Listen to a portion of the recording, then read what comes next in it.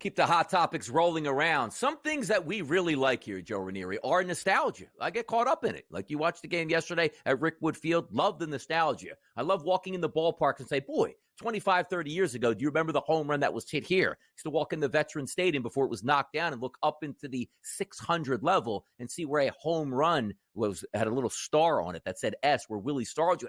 Man, well, 30, 40 years ago, that would have been an unbelievable home run. In golf, we tend to do the same things, and it's with Tiger Woods. Now, a lot of the topics we picked today, Joe Ranieri, have to do with money.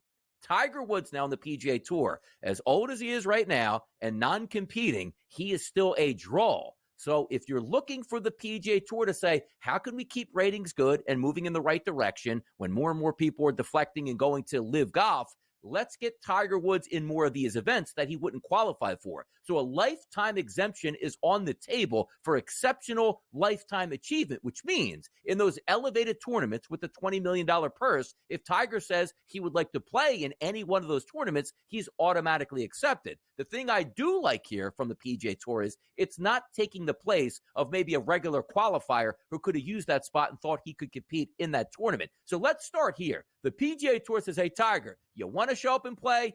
Do it. We would love to have you because the ratings will show higher for that weekend's tournament. This is just unbelievable. You mean like they made the exemption, the USGA, for him to play in this year's U.S. Open, and he didn't make the cut because it was actually painful watching him swing the club and walk around. Like, what are we doing here? Let me ask you this here, though, Donnie. Let me ask you this. If there was no LIV Golf, would this even be on the tape? Would we be talking about this right now if the Rahms and the DeChambeaus and the Koepkas were actually still on the PGA Tour? Would they be offering a lifetime exemption that they didn't do to Jack Nicklaus? They didn't do it to Gary Player. They didn't do it to Arnie. They didn't do it to guys that, built the sport here.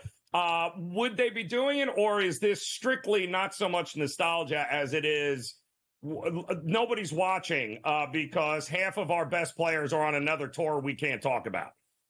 It's such a good question because we don't technically know the answer, even if we really do. Like the PGA Tour, as much as they say, what are they, nonprofit as an organization, but somehow finding more profit to give these players with these 8 elevated tournaments now, which I like because it brings more good golfers before and after some of these majors. But they're not doing it to be nice guys saying, hey, Tiger, man, thank you for all you've done. Because if, let's just say, Tiger Woods didn't draw anything and could barely swing a golf club, they'd say, hey, Tiger, if you want to start the tournament off with a tee shot with like Jack Nicklaus does at the Masters, you can do that every weekend if you want. But they want him to play, not because it's like, hey, man, it's good to have Tiger out there. Hey, man, it's good for business here and puts more money in our pocket on the next season. So I do understand completely what you're saying. It doesn't really move the needle for me, but it's just interesting that out of nowhere, it's like, hey, look, we've never done this before. You're such a great golfer. You can play in these high-priced tournaments, and I guess knowing that the other players are like, yeah, good. That means, ratings will go up, maybe more purses in the future. But also, Tiger's not even going to place. Like, oh, man, you're gonna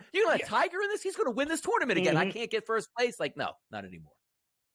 Yeah, it just feels like they're milking every last ounce of Tiger Woods' popularity till they can't get it anymore. And it's not because he's competitive. It's not because he still can win a tournament here or there.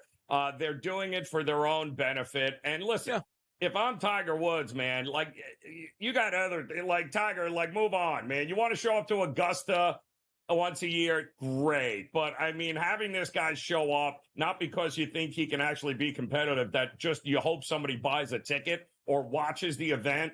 You're using Tiger Woods for every last ounce of credibility that you have left, PGA. And that, to me, is just wrong. By the way, here's what I need out of Tiger Woods. Obviously, competing in a tournament, which would be nice, but can we drop the Sunday red? Like the little shrimp logo on the hat and the jersey. Can we just go back to the Tiger Woods logo at Nike, get him back in that Sunday red? Like that would be more nostalgic than him actually playing in some tournaments. Yeah. I just can't stand the Sunday red out. It's not. By the way, did anybody buy that? Like I don't actively golf at this point, but did anybody go out and be like, you know what? I'm going to get a fresh new Sunday red shirt to go play this Saturday out here on the local Muni. I don't think that happened here. Now, talking about Tiger Woods showing up the golf courses very soon in our future, he's probably showing up on Thursday, Friday, Saturday, Sunday, and PGA Tour events. That's Charlie Woods. How about this? USGA championships. He did qualify for his first tournament there. I believe it was medalist in his local that he had to qualify for this event. Sooner than later, like, are we going to see like a Bronny James, LeBron James? I'm going to hang around long enough to play in a golf tournament with my son here. What are the thoughts here on Charlie, who probably is a better golfer than Tiger right now? Well, behind the scenes, Tiger is probably spending an awful lot more time these days of coaching his kid and expecting him and hoping that he becomes the heir apparent to what his dad built here.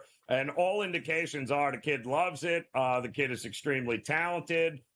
Listen, if you remember when Tiger came up, it was Tiger's dad that was pulling all the strings. So, Tiger is going to be pulling all the strings for Charlie here. And if he has any early success, then we're going to be talking about 3 or 4 decades of Tiger Woods and family here dominating the PGA Tour landscape.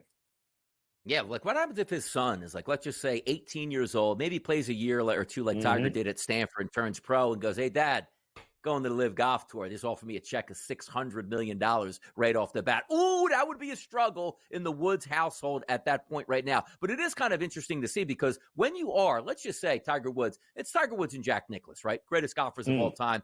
Pick or choose each one that you want here. But if you look at Tiger Woods, right, having a son, like, hey, he's going to be a good golfer, I cannot imagine the amount of pressure. Same thing like Bronny James. Like, you are just expected to be dominant. Ooh, maybe your dad would have hit that shot. Your dad would have hit that putt. Yeah. By the way, how early do we see a sponsor's exemption for Charlie Woods on the tour here? Yep. Yeah.